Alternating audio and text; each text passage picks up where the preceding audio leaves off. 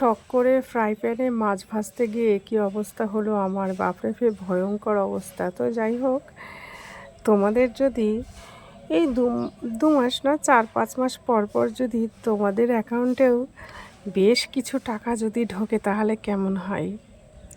ঠিক বুঝতে পেরেছো, আমি ফেসবুকের আর্নিং নিয়েই বলতে চাইছি। তো দেখো, আমাদের মধ্যে কিছু না কিছু তো ট্যালেন্ট সবারই আছে। সর্বশিক্ষিত যারা, তাদের মধ্যেই যে ট্যালেন্ট থাকবে তা না। ফেসবুক কিন্তু যেমন বড়লোক গরিব দেখতে যায় না, তেমন শিক্ষিত অশিক্ষিতও দেখতে চায় না। ফেসবুকে তুমি কেমন কি অ্যাক্টিভিটি করছো, কি দিচ্ছ না দিচ্ছ, সেই থেকেই তুমি টাকা উপার্জন করতে পারবে। তো এখনও পর্যন্ত যারা যারা চাইছো ফেসবুক থেকে কিছু আর্ন করতে, তোমরা কিন্তু কাজে লেগে পড়ো, ঠিক আছে? আর সবার প্রথমে কিন্তু তোমাদের ফেসবুকটাকেই প্রফেশনাল করতে হবে। তো তোমরা যে কোনো ইউটিউবে ভিডিও দেখেই ফেসবুকটাকে প্রফেশনাল করে নিতে পারবে। আর অনেকেই আমাকে বলো, দিদি এটা হয়ে গেল, এটা হলে কি? সব কিছু সলিউশানই কিন্তু তোমরা ফেসবুকে পেয়ে যাবে। কারণ এখন প্রচুর ক্রিয়েটাররা আছে যে বিভিন্ন ধরনের সমস্যা নিয়ে কিন্তু ফেসবুকে বলো, ইউটিউবে বলো, ভিডিও ছেড়ে রেখেছে। তাই সেখান থেকে তোমাদের সব সমস্যার সমাধান করে নিতে পারবে। কিন্তু আমি কিন্তু ইউটিউব থেকে দেখি আমার সমস্ত কিছু আমি সেট আপ করে নিই। এখন তো ফেসবুকেও প্রচুর দাদারা আছে যে ভিডিও ছাড়ে, কোনো সমস্যা হলে সেটা ঠিক করে নেওয়া যায়। তো তোমরাও সেইভাবেই করে নিও। তো দেখো, আজকে যে আমি মাছের ঝোলটা রান্না করলাম, এটা তোমাদের অনেকের ভালো নাও লাগতে পারে।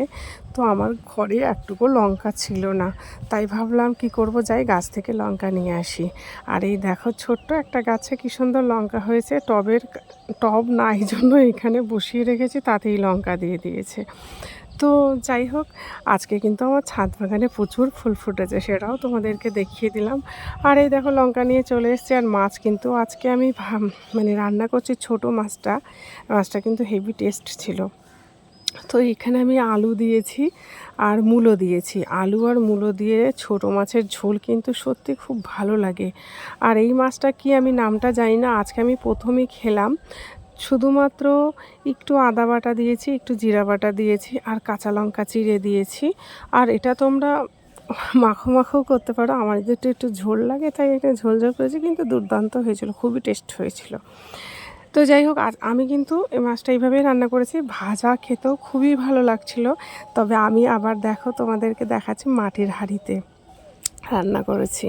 আর এই যে আমার ছেলে স্কুলে চলে যাচ্ছে, আজকে ওর প্রথম স্কুল খুললো। আর এই যে দেখছো, আমাদের একটা মহাশয় শুয়ে আছে, ও সুযোগ পেলেই দুয়ারে এসে শুয়ে থাকবে। তো যাই হোক, মাছের ঝোলটা আমার প্রায় হয়েও এসছে। তো তোমরা কিন্তু এইভাবে মাছের ঝোলটা ট্রাই করতে পারো। আর হ্যাঁ, আর একটা কথা ভুলে যেও না, কিন্তু ফেসবুকে যদি কাজ করতে চাইছো, একে অপরের পাশে থেকো। আর কোনো কাজ বলো, যদি একা করা যায় সেটা কিন্তু বোঝা মনে হয়, আর যদি সবাই মিলে করি সেটা কিন্তু লাঠিতে পরিণত হয়। তো যাই হোক, অনেক ফুল ফুটেছিল, তাই এগুলো বান্ধবীকে দিতে গেলাম। আর এই যে দেখছো, এরা কি করেছে আমি জানি না, এখন ঠান্ডা পড়েছে কিংবা বাচ্চা হবে জন্য ওদের ঘর বানিয়েছে কিনা বলতে পারছি না। তো যাই হোক, ভিডিওটা ভালো লাগলে লাইক কমেন্ট করে দিও। আর সন্ধ্যাবেলা একটা কাজ ছিল, সেই কাজে গিয়েছিলাম, কিন্তু তারপরে যে বৃষ্টি নামলো, ওরে বাবা, সে আর বলার কথা না। আর অবশ্যই তোমরা মন দিয়ে ফেসবুকে কাজ করো। এখনকার মতো টাটা।